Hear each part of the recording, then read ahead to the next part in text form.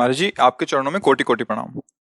महाराज जी, कई साल वीर्यनाश करके मानसिक रोग से ग्रसित हो चुका हूँ। पिछले 5 महीने से वीर्यनाश नहीं किया है, फिर भी नकारात्मक सोच नहीं जाती। महाराज जी, जोशी ने बताया कि सब शनि और राहु का प्रभाव है। महाराज कोई शनि राहु का प्रभाव नहीं।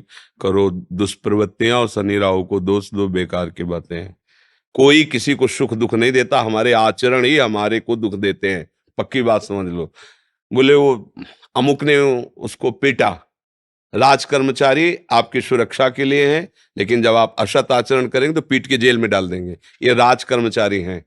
शुक्र शनि राहु केत ये सब राज कर्मचारी हैं। असद आचरण वालों को जलाते हैं, दंड देते हैं, और सदाचरण वालों को, चाहे जिस नक्षत्र पे बैठे हो, चाहे ग्रह पर किसी भी बैठे हो, ये सदैव अनुकूल रहते हैं। ये भगवत पार्षद कोई ऐसे वैसे नहीं है। करो अस्त मैथुन और शनि साढ़े चढ़ा हुआ है, इसलिए ऐसा होता है। बेवकूफी वाली बातें बच्चा है। अभी अवस्था है तुम्हारी वीरपात करने की। गेहूं की फसल तैयार हो रही है, गलेथ पे हो। गलेथ माने होता है दाना अभी पड़ रहा है, और आप उसको काट लो तो ना भूसा होगा ना दाना होगा, व्यर्थ जीवन चला जाएगा। कम से कम 20-22 वर्ष तक ब्रह्मचर्य का पालन करो, फिर गृहस्थी में जाओ। संतान तेजस्वी होगी, देशभक्त होगी, माता पिता की भक्ति कर। ये क्या है? उद्दंडता बच्चा, ये कहीं भी सुख प्रदान करने वाली नहीं। ज्योतिषाचार्य, दुनिया के आचार्य सब उसी परम पिता परमात्मा के ज्ञान को ही बता रहे हैं। जो सही माने में ज्योतिषाचार्य हैं, वो सबसे बड़ी ज्योतिषी है कि भाग्य विधाता हमारे कर्म हैं। अवश्य में भोक्तव्यम कृतम कर्म शुभाशुभम। ठीक अपने कर्म कर लो, कोई तुम्हें बिगाड़ दे तो मैं बताना। हमारे कर्म पूर्व के या वर्तमान के, वही हमारी दुर्गति करते, दूसरा कोई सृष्टि में नहीं। को न काहू के सुख को दुख कर दाता, निज कृत कर्म भोग सुन भ्राता। बिल्कुल सिद्धांत समझ। अभ्यास गलत किया है, कोई भी देवता तुम्हें नहीं बचा सकता। गलत अभ्यास किया है, अपना नाश स्वयं कर रहे हो, किसी देवता या किसी का दोष नहीं। काले कर्म ईश्वर मिथ्या दोष लगाए। ये आचरण गंदे बंद करो बच्चा। नाम जप करो, सात्विक आहार करो, आधा घंटा दंड बैठक मारो, व्यायाम करो, दौड़ो, अभी सब ठीक हो जाएगा।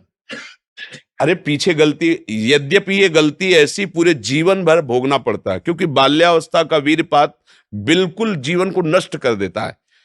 इसीलिए बालकों को गुरुकुल में रखा जाता था, चाहे वो राजकुमार हो चाहे किसी का बालक हो। वहां वो एक साधुता से जितेंद्रीय होकर के फिर गृहस्थ धर्म में जाता था। 10-20-50 वर्ष गृहस्थी में रहा, कुछ उसका बाल बाका नहीं हुआ, फिर वो विरक्त होकर के आंतरिक, फिर वो जितेंद्रीय होकर के परमात्मा को प्राप्त कर लिया। आज हमारी बाल्यावस्था से मोबाइल का संग है, गंदे बच्चों का संग है। अब ये गंदी आदतें हो गई, सर्वनाश हो गया।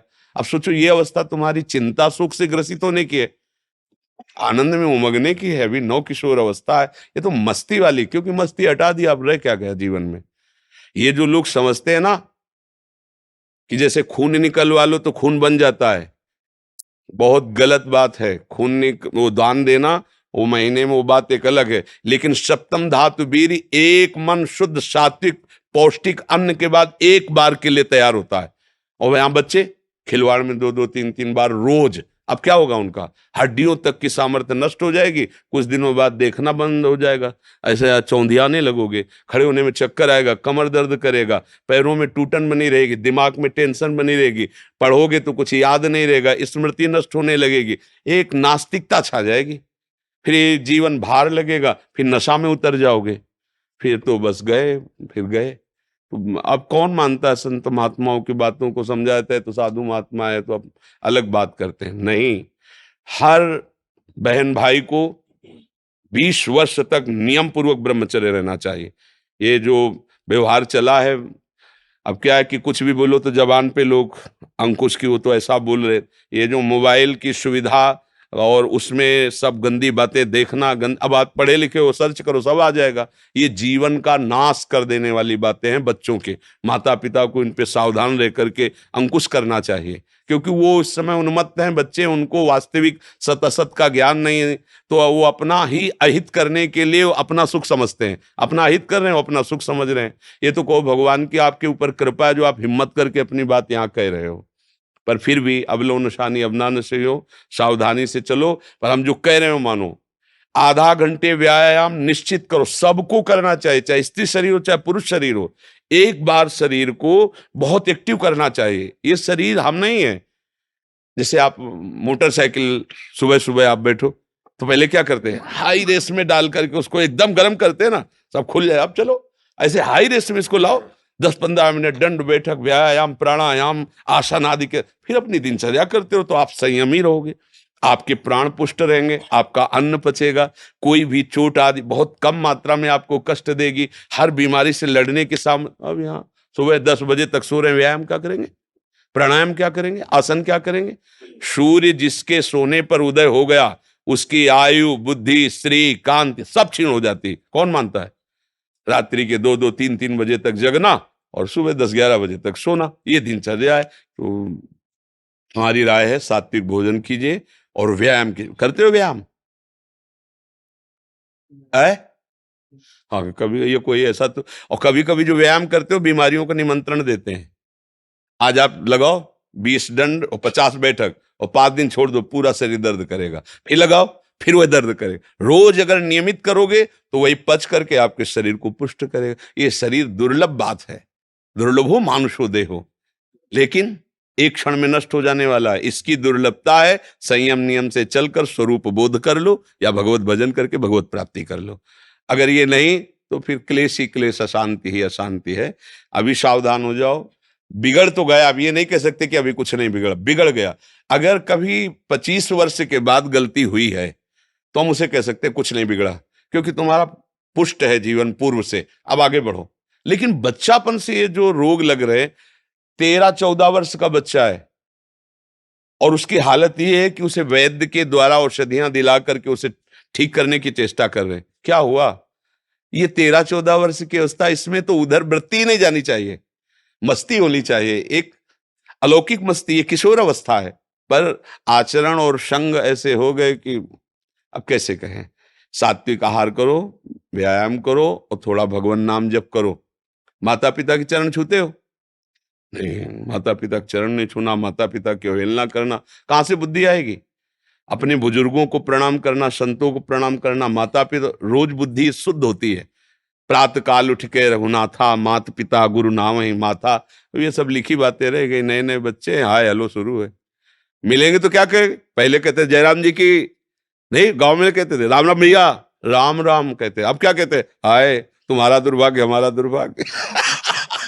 ले बच्चे नहीं कहते हाय, हाय जानते हो कब का, हाय ये हो गया, मतलब बुरे को कहते हाय। और यहाँ शुरुआत में भी कहेंगे कि हाय, कि हमारा तुम्हारा दोनों का दुर्भाग्य है हाय। और पहले कहते राम राम, तो वो भी बोले राम राम भैया राम राम, 4-6 बार नाम हो गया, कितना मंगल नाम हुआ। पहले नाम रखे जाते थे, राम कुमार, शिव कुमार, कृष्णदास, ऐसे। और अब क्या नाम, गप्पू लप्पू, जब तक क्या नाम, मतलब उनका कोई अर्थ नहीं, कोई महत्व नहीं।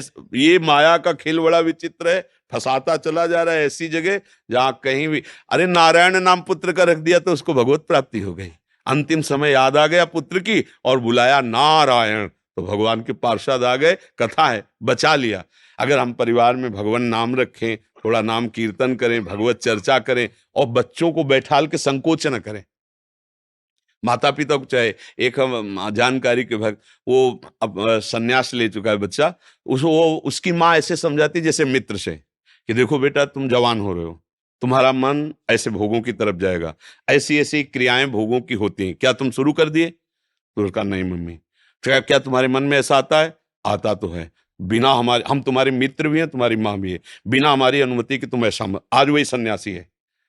वो जब हमसे बात करे तो हमका प्रणाम है तुम्हारी माँ को। बोले मुझे अगर संभाला तो मेरी माँ ने संभाला। मतलब बचपन से बैठाल कर हमको सारी बातें बताती रही कि ऐसी ऐसी गलतियां होती, ऐसी ऐसी बात होती, तुम्हारे अंदर तो नहीं, तुमका इच्छा है पर अभी नहीं है। आज उसने उसको सन्यासी बनाकर खड़ा कर दिया, भगवत मार्ग का पथिक बना दिया। मंदालसा ने अपने चारों पुत्रों को ब्रह्मबोध करा दिया। माता पिता का प्रथम रोल होता है। अब वो शर्म लिहाज इसमें क्या करना, बच्चा हमारा गड्ढे में गिरने जा रहा है, हम शर्म लिया, बैठा लो उसको पास में। देखो मोबाइल में गंदी चीजें तो नहीं देखते, गंदे बच्चों को संग तो नहीं करते, अगर आप ऐसा करते हैं तो नहीं करना चाहिए। उनका मैसेज देखें, उनका मोबाइल देखें, उनकी चेकिंग करें, उनकी मानसिकता को समझे। गलत हो गए हो तो उनको प्यार दुलार से, बड़ी कोई बात नहीं, गलती सबसे होती है, सुधार करो। मतलब उसको इतना पुष्ट करो कि वो बोझा ना लादने पावे और आगे निकल जाए। भाई इतनी फुर्सत का है माता पिता, वो अपने ही मनोरंजन से फुर्सत ले, वो अपने ही मन को संभालने में परेशान है। इसलिए अच्छा है बच्चा, सावधानी से चलो, अब कभी मत करना। क्योंकि इस क्रिया में क्या होता है कि नस नाड़ियां इतनी कमजोर हो जाती हैं कि फिर आगे चलकर आप करोगे भी नहीं, पर वो शक्तिपात हो जाएगा, मतलब नष्ट हो जाएगी वीर शक्ति। वो आपको ऐसा लगेगा कि हमने तो कुछ किया ही नहीं, और वो ऐसे हो जाएगा। मतलब नस नाड़ियां एक, ये हम अनुभव की बात कहते हैं जो हमसे मिले हैं साधक, कि स्नान कर रहे हैं, कोई हमारी क्रिया नहीं हुई, पर ऐसे हम सोने जा रहे हैं पर कुछ क्रिया नहीं, ऐसे छू गया तो ऐसे बिल्कुल शक्तिहीन हो जाता है। तो ये अपना नाश करना है। कुछ दिनों बाद नींद आना बंद हो जाएगी, कुछ दिनों बाद दिमाग में निगेटिव केवल रह जाएगा, नकारात्मक सोच रह जाएगी। ये जो दुर्दशाएं हैं ना, तभी हम कहते हैं, पहले तो हम देखते थे कि 10 20 50 लोग गांव में तो ऐसे होते थे लंगोट बंद लड़ने लायक, क्योंकि गाय भैंस का दूध पिया, दंड बैठक मारी, ये बातें, मोबाइल था ही नहीं। 30 35 वर्ष से मोबाइल चला होगा है, इससे पहले नहीं था। पहले वो ऑफिसरों के पास वो बड़ा बड़ा होता था, नहीं तो हमने ये मोबाइल नहीं देखा 30 35 वर्ष। तो वो ये सब था नहीं। गांव में कभी किसी एक के यहाँ टीवी हो तो हो, नहीं तो बिजली ही नहीं थी तो टीवी है, वो बैटरी से भले वो रामचरित जो चला था ना, तब गांव में छोटी छोटी टीवी लाए। बड़ा शुद्ध जीवन। अब ये समझे में नहीं आता है कि जवान है कि बूढ़ा है। कपड़े जैसे बांस के डंडे पे कपड़े पहना के खेतों में नहीं खड़ा किया जाता, बिल्कुल ऐसी सीन है। गाल चिपके हुए हैं, जांघों में मांस नहीं है, छाती में मांस नहीं है, और अपने को मतलब विश्वात्मा स्वरूप समझ रहे हैं, अपने को अहंकार में बलवान समझ रहे हैं, विद्वान समझ रहे हैं, और अपना जीवन नष्ट कर रहे हैं। हमें लगता है शरीर समस्त सद्गतियों का हेतु बनता है। अगर शरीर स्वस्थ है, बुद्धि पवित्र है, तो हम यहाँ अच्छे विद्यार्थी बन सकते हैं, हम अच्छे पुत्र बन सकते हैं, हम अच्छे मित्र बन सकते हैं, हम अच्छे देशवासी बन सकते हैं, हम अच्छे भक्त बन सकते हैं। और जब शरीर ही स्वस्थ नहीं, मानसिकता स्वस्थ नहीं, तो कुछ नहीं, बस जीवन काट रहे हैं व्यर्थत्व में। खाया कि 7.5 शनीचर है, इसलिए लोहे का छल्ला पहने तो बोले आपकी क्या राय है इस विषय में, बहुत अपने जनों में हमने कहा भैया ये घोड़े की नाल का लोहे का छल्ला शनीचर से नहीं बचा सकता। बोले नहीं, बड़ी इसकी आनी है। हम कहा बड़ी आनी है कृष्ण नाम की, राधा नाम की। और एकदम आवेश आया। हम कहा विश्व का कोई भी कहीं भी कितना भी बड़ा देवता हो, अगर भगवान नाम जापक है तो उसे ये घोड़े ओड़े की नाल पहनने की जरूरत नहीं है। और हम कहते हैं कि आप जाओ और शनि की आराधना करो और उसका फल मांगो कि प्रेमानंद के बाल को उखाड़ दीजिए। सत्य विषय कह रहे हैं, ये कोई गर्व से नहीं कह रहे, ये हम लाडली के बल से कह रहे हैं। गोस्वामी जी कह रहे शुक्र शनिचर राहु केतु सब वही क्षण में तेरे चेरो